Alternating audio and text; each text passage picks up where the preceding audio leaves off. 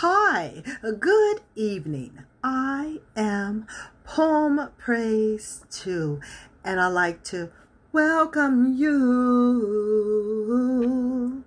to an evening edition here on Poem Praise 2. We are going to go ahead and get into this evening read of Coping with Your Partner's Jealousy by Nina Brown. We are currently in chapter number 5. This is going to be the last take of this chapter, and then we'll be done with chapter 5, y'all. So the title of this section is entitled Fear of Destruction. But before we get into this take, certainly peace and blessings be upon you and your family this evening. Without further ado, this take that I have, it reads as such: for you. This fear encompasses real and external fantasized and psychological dangers to the self. Real dangers do exist, but they are not always identifiable, such as substance abuse, or a partner's potential for physical abuse. There are also numerous fantasized dangers. Children especially can have many of these, such as when they imagine monsters under their bed. Psychological dangers are specific for each person, but all involve some level or degree of the following. The self is not strong enough to prevent being shattered. Boundaries are not adequate to prevent being taken over. The self is incomplete. The self is fragmented. Whenever the self is in danger of no longer existing, and to prevent this from happening, the person will go to extreme measures. Both external and internal assaults can pose psychological danger. Basically, all psychological assaults are internal, since it is the individual's perception of the danger and of his adequacy to face it that determines if and how the assault will receive a response. External assaults are those that other people, events, and circumstances launch, which lead to internal assault.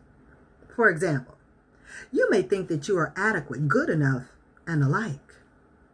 However, imagine that you start to feel insecure and intimidated when you have to interact with the CEO of your company, who is very forceful, domineering, and abrupt. The initial assault comes from the outside. That is the CEO, excuse me, y'all, who uses his position and status in a powerful and insensitive way. But your internal responses to the CEO are your personal perceptions that yourself is in danger.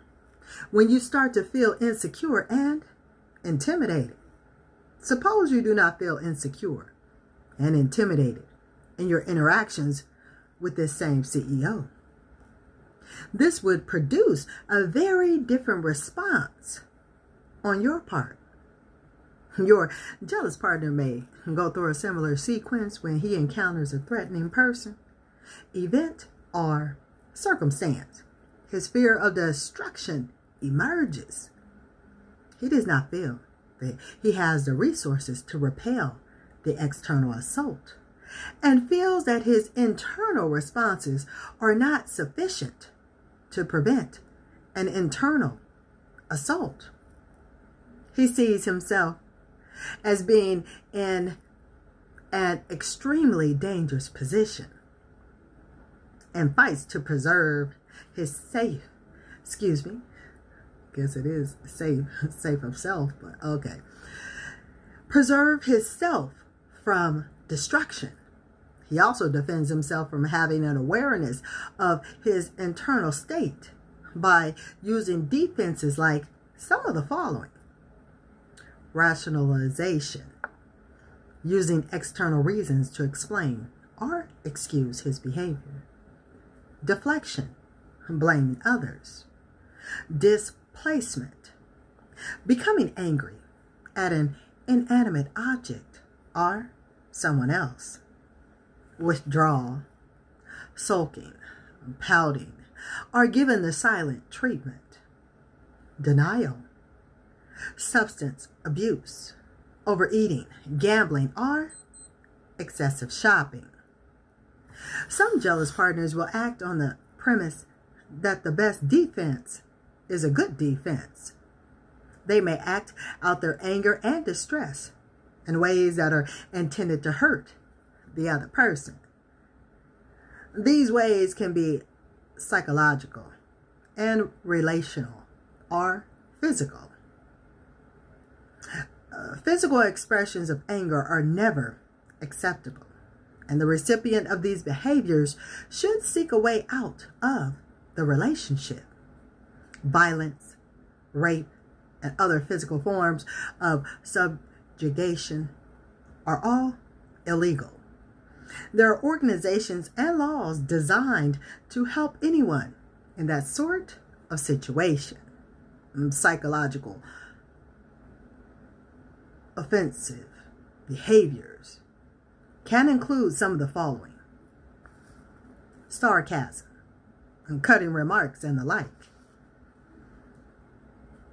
retaliatory acts to incur your jealousy; starting a fight with you about something else; finding fault with you about almost everything; making demeaning and devaluing remarks about you; determining your sensitive areas and focusing on them.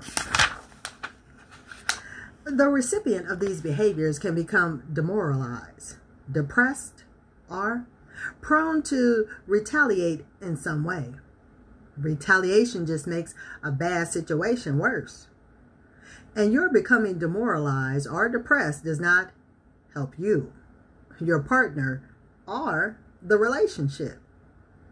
It seems as if your jealous partner, who fears the destruction of himself, sets out to make sure that he is indeed destroyed.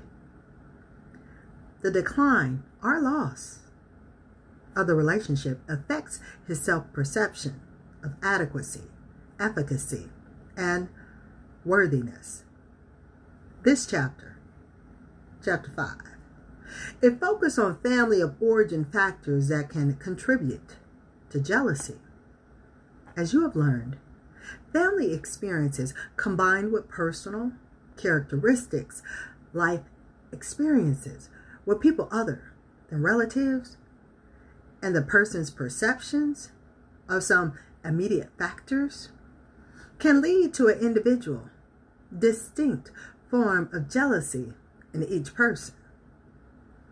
The intent of this presentation was to help you become aware of just how complex your partner's jealousy is, how much is hidden from him and from you, why it can be difficult for him to change his jealous behavior and feelings, and why you cannot affect change for him. That does complete chapter number 5, coming out of coping with your partner's jealousy, here on Poem Praise 2. Now at this time, go ahead and hit the like button, share, subscribe, hit that notification bell. You'll know when Poem Praise 2 is coming with something new for you. So stay tuned for chapter number 6 of this book.